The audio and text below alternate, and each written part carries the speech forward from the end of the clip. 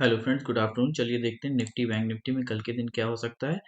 Nifty में अगर देखा जाए तो वीकली कैंडल पे एक अच्छा खासा ब्रेकआउट आया है। 6 दिन मार्केट एक ही जगह पे होने के बाद में 2 दिन मार्केट अच्छी खासी अपसाइड में गई है। तो जैसे हम लोग देखते हैं कि अगर ये एक डब्ल्यू पैटर्न बना, ओके, डब्ल्यू पैटर्न बना और डब्ल्यू पैटर्न का ब्रेकआउट आया। ये गैप अप खुला, गैप अप खुलने के बाद में ये कंटिन्यू मार्केट ऊपर जा रहा है। अब हम लोगों को कल के दिन देखना है कि कल के दिन क्या हो सकता है। जैसा देखा जाए अभी लगभग-लगभग अगर इस कैंडल का लेकर के अगर इसको कैलकुलेट करें तो ये लगभग 1400 पॉइंट हो जाता है। तो अब हम लोगों को भी यहाँ देखना है कि यहाँ से लेकर के यहाँ तक कितना कैंडल है। यहाँ से लेकर के यहाँ तक का लगभग 1100-1200 पॉइंट का है कैंडल। तो हमको ये कैलकुलेट करके चलना है जितना यहाँ से इतना पॉजिटिव में गया इतना ही और ऊपर जा सकता है। तो इससे अगर देखा जाए तो 21,600 या 650 तक का एक टारगेट हम लोगों को यहाँ तक देखने को मिल सकता है।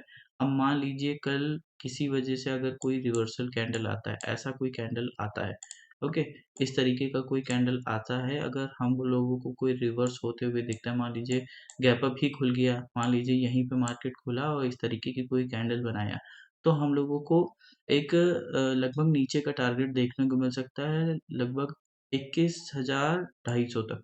21,250 तक का हम लोगों को एक टारगेट मिल सकता है, लेकिन इसका हाफ से मैक्सिमम नहीं होना चाहिए। ये वीकली कैंडल से इसके मैक्सिमम नहीं होना चाहिए क्योंकि 21,000 एक देखा जाए तो एक साइकोलॉजिकल सपोर्ट है। अगर यहाँ पे ये सपोर्ट है, ये सपोर्ट के नीचे अगर आता है तो हम लोग नेक्स्ट डे देखेंगे कि मार्केट में क्या हो सकता है, ठीक है?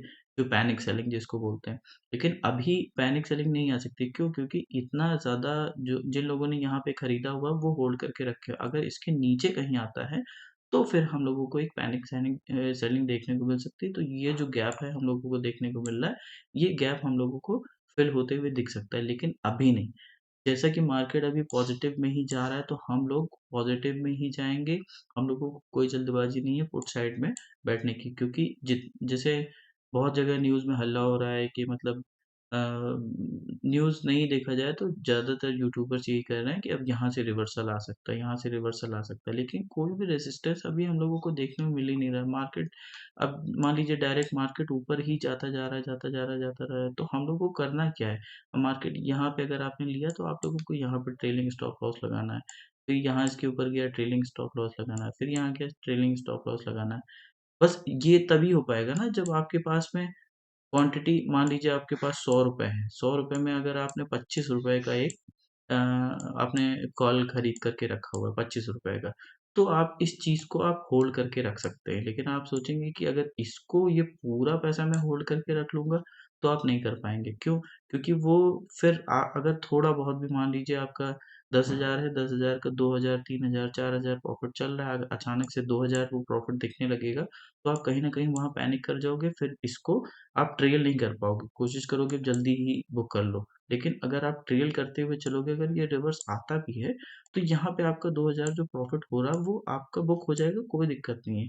लेकिन अगर ये डायरेक्टली जा रहा है, 2 से 4 हो गया, 4 से 6 हो गया, 6 से 8 हो गया, 8 से 10 हो गया, तो फिर आपका पैसा डबल भी हो सकता है, ठीक है? ये साइकोलॉजी हम लोगों को यहाँ पे समझनी होगी कि मार्केट अगर डायरेक्टली ऊपर जा रहा है तो बस हम लोगों को कॉल होल्ड करके रखना है। मान लीजिए मार्केट यहाँ आया, यहाँ आने के बाद में अगर कल को हम लोगों को यहाँ यहाँ तक मान लीजिए मार्केट नीचे आता है, इसके बाद में यहाँ पे हम लोगों को फिर से एक बायर्स आते हुए दिखेंगे, जो मार्केट को फिर से एक प्राइस एक्शन भी ये बनेगा और ये अच्छा खासा ब्रेकआउट भी देखने को मिल सकता है। ओके, बाकी बैंक निफ्टी में देख लेते हैं कि बैंक निफ्टी में कल के दिन क्या हो सकता है। बैंक निफ्टी ने एक अच्छा खासा डब्ल्यू पैटर्न बनाया, देखा जाए तो मान लीजिए ये एक डब्ल्यू पैटर्न बना, इसका ब्रेकआउट हुआ, ब्रेकआउट सस्टेन भी हो गया है, लोगों ने यहाँ पे कॉल खरीद कर रखा हुआ है, ठीक है।